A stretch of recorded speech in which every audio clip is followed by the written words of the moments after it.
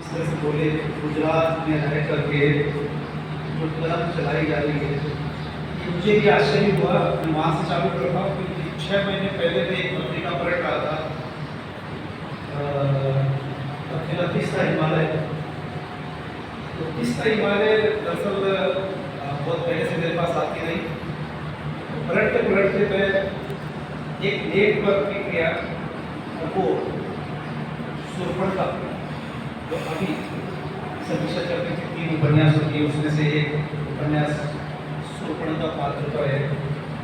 तो शूर्पणखा के बारे में जैसा कि हम जितना जानते हैं, मुझे लगता है कि यहाँ जितने श्रोता बैठे हैं, कविताओं की समीक्षा पर इनका ध्यान भले न गया हो, लेकिन जब 3 उपन्यासों की समीक्षा की जा रही है और उनके पात्र के नाम याद दिलाए, तो सभी को याद आया कि एक भी होती है। अम्बा का बड़े कम पता हो, लेकिन जो महाभारत सुनने को पता है, ये कई वो शूर्पणखा, ये कई का भी नाम बताया। शूर्पणखा का तो नए से एक दो पंक्तियों में याद रहता है। उस पात्र को लेकर के इन्होंने जब लिखा, 3-4 पेज मैंने पढ़ने को लगा और शायद वो अंश था इस उपन्यास का। तो मैं आधे तक ही पहुंचा, मेरा ख्याल गया कि ये लेखक कौन है, और मेरे से रहा नहीं गया ये आज के दौर की बात है, कि हम कितने उतावले या कितने अस्थिर।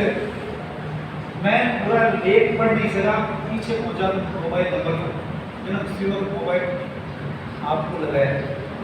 ये 7-8 महीने पहले की बात होगी, शायद फरवरी और मार्च। छत पर था, पत्रिका पलट रहा था, शूर्पणखा वाला जो लेख जब अंश था उपन्यास को पढ़ा, तो जिस तरह से विस्तार से आपने शूर्पणखा सुपर्णखा न सुंदर नक वाली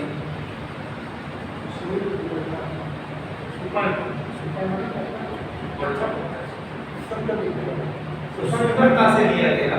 जब वो वाक देखिए, हमारे यहाँ महाकाव्य लिखे थे तो महाभारत और रामायण कहा जाता है, तुलसीदास ने रामचरितमानस लिखी है।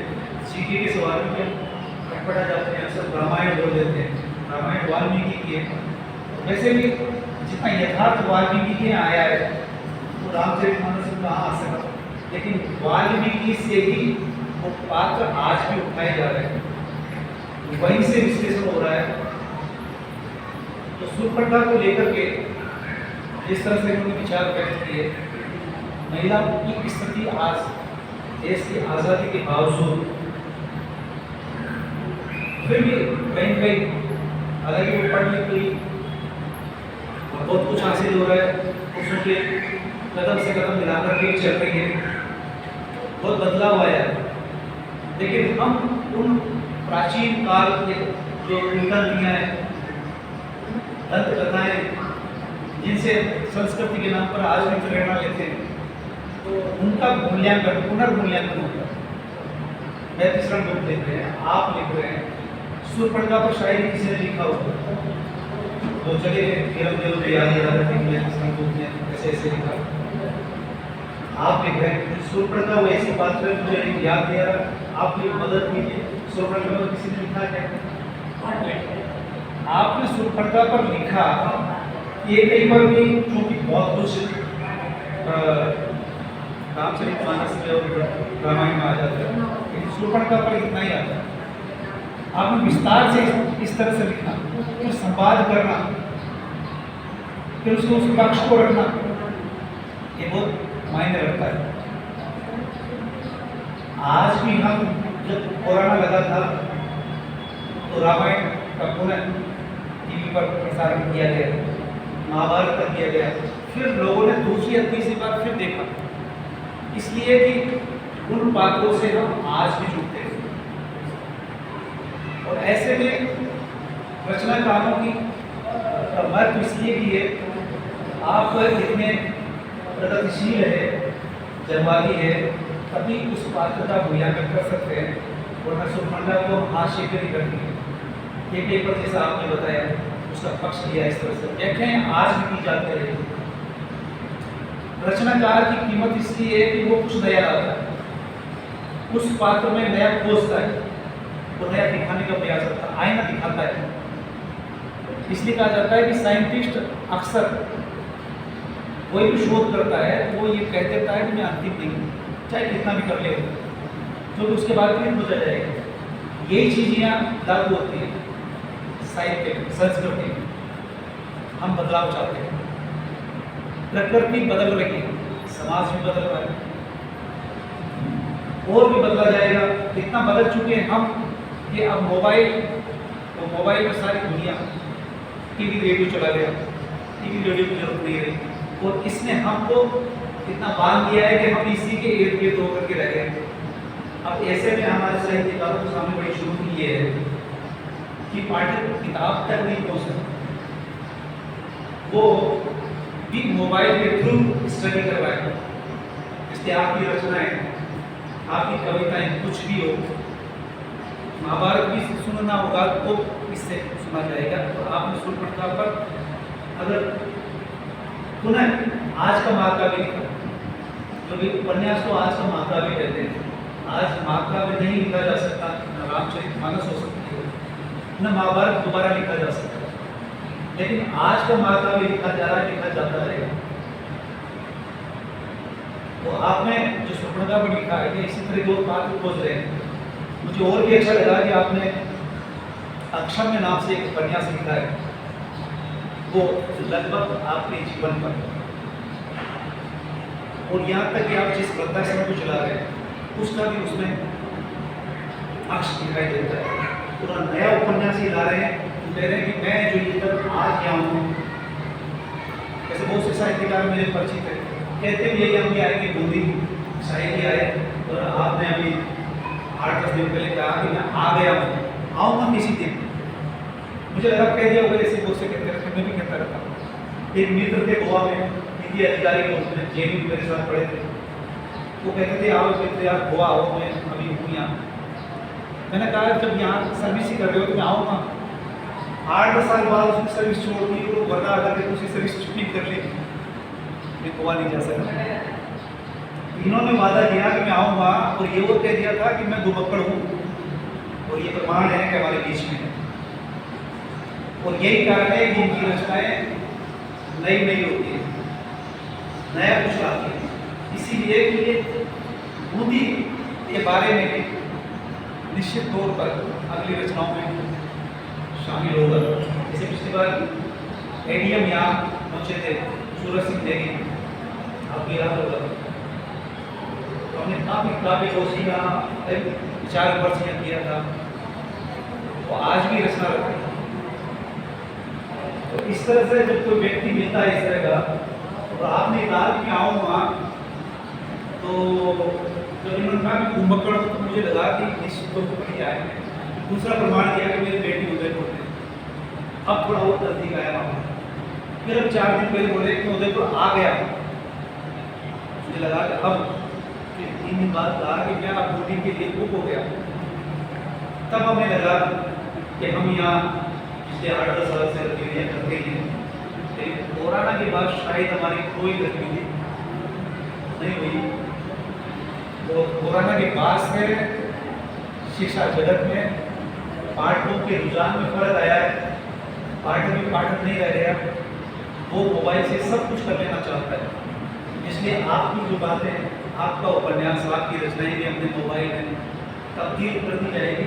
और जो आपका उपन्यास आगामी में आने वाला है, अब जो विद्वत बचे हैं, यानी ये सभी विधाओं पर लिखने वाले रचनाकार, कोई विधा नहीं बची।